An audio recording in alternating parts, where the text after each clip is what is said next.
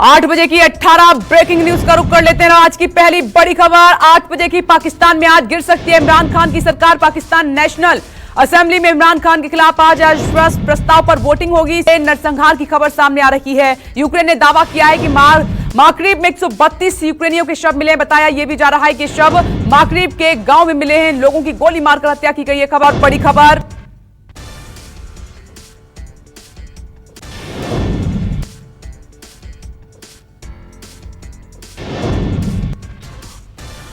कर्ज के जाल में फंसे श्रीलंका के सेंट्रल बैंक ने शुक्रवार को ब्याज दरों में रिकॉर्ड 7% का इजाफा किया है। सेंट्रल बैंक ने यह कदम देश की आर्थिक संकट को उबारने के लिए उठाया है। करेंसी को सपोर्ट देना सेंट्रल बैंक के लिए बड़ी चुनौती है। बैंक ने एक्सचेंज बेंचमार्क लेंडिंग रेट को बढ़ाकर 14.5% कर दिया है।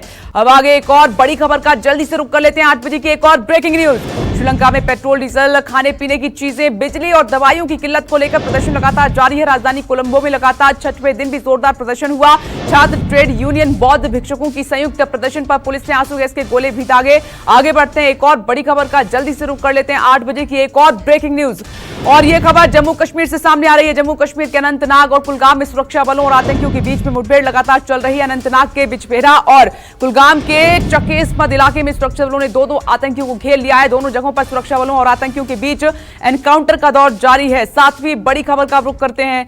सीएम योगी दफ्तर के ट्विटर हैंडल पर साइबर अटैक हुआ है। देर रात हैकर्स ने सीएम योगी के ऑफिस के ट्विटर हैंडल को हैक कर लिया और एक के बाद एक कई ट्वीट वहां से पोस्ट किए गए हैं। इस दौरान हैकर्स ने सैकड़ों यूजर्स को टैग किया है। इतना ही नहीं, हैंडल के प्रोफाइल फोटो और बायो को भी बदल दिया गया है। हालांकि कुछ देर बाद ट्विटर हैंडल को बहाल कर दिया गया, ठीक कर लिया गया। अब एक और खबर 8वीं ब्रेकिंग न्यूज का रुख कर लेते हैं। 8 बजे की 8वीं ब्रेकिंग न्यूज।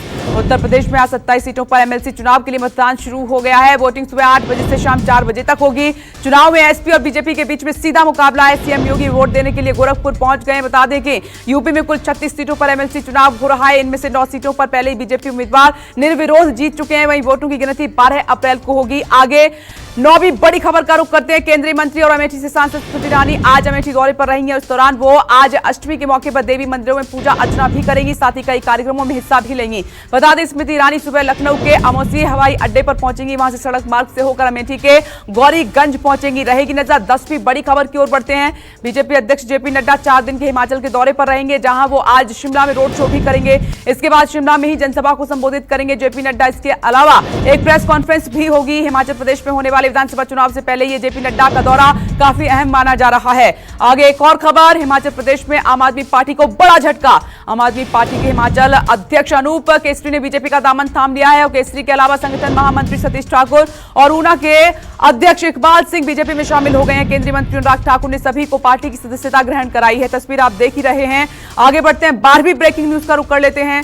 राष्ट्रपति रामनाथ कोविंद 9 से 11 अप्रैल तक गुजरात के दौरे पर रहने वाले हैं। राष्ट्रपति यहां पर कई कार्यक्रमों का उद्घाटन करेंगे। राष्ट्रपति भवन के बयान के मुताबिक अपनी यात्रा के दौरान राष्ट्रपति मध्यस्थता और सूचना प्रौद्योगिकी पर राष्ट्रीय सम्मेलन का उद्घाटन करने वाले हैं। इस पर भी नजर रहेगी। आगे बढ़ते हैं 8 बजे की एक और ब्रेकिंग न्यूज का रुख कर लेते हैं। गोरखपुर हमले के आरोपी मुर्तजा पर बड़े खुलासे हो रहे हैं। एटीएस की जांच में सामने आया है कि मुर्तजा कट्टरपंथियों के कहने पर जरीमा नाम का एक जिहादी ऐप डिजाइन कर रहा था और जरीमा का अरबी अनुवाद जुल्म होता है। ऐप का मकसद उन लोगों को जोड़ना था जो जिहाद के रास्ते पर आना चाहते हैं। आगे एक और खबर, 14वीं बड़ी खबर। कलकत्ता हाई कोर्ट ने टीएमसी नेता बहादुर शेख की हत्या मामले की जांच सीबीआई को सौंप दिया और इससे पहले कलकत्ता हाई कोर्ट ने बीरभूम मामले की सीबीआई जांच का आदेश दिया था। टीएमसी नेता बहादुर शेख की हत्या के बाद ही बोकट्री गांव में 7 महिलाओं और 2 बच्चों समेत 9 लोगों की जिंदा जलाकर हत्या कर दी गई थी। अब आगे एक और खबर, हरियाणा से बड़ी खबर आ रही है। हरियाणा में फिर से शुरू होगा किसानों का धरना प्रदर्शन। भारतीय किसान यूनियन चढ़ूनी गुट ने किया है बड़ा ऐलान। गुरनाम सिंह चढ़ूनी ने सोशल मीडिया पर किसानों को एकजुट होने के लिए कहा है, साथ ही टोल फ्री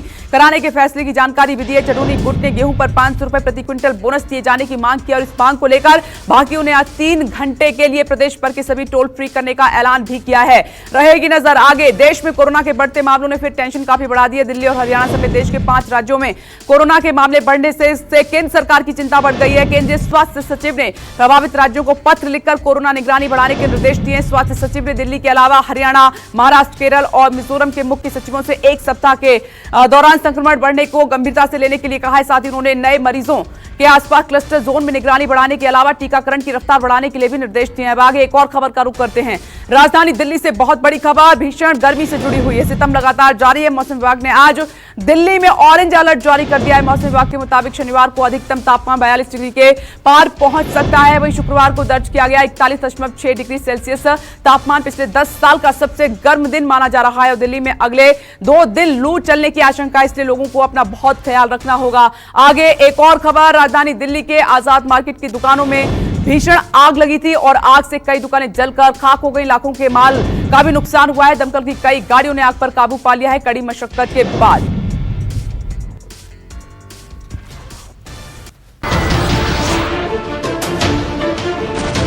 नमस्कार, मैं हूं मानक गुप्ता। अगर आपको हमारा ये वीडियो पसंद आया हो तो इसे लाइक और शेयर जरूर करें और हां, हमें सब्सक्राइब और फॉलो करना ना भूलें ताकि आप देश और दुनिया की कोई खबर मिस ना करें। तो जुड़े रहिए हमारे साथ और देखते रहिए न्यूज़ 24।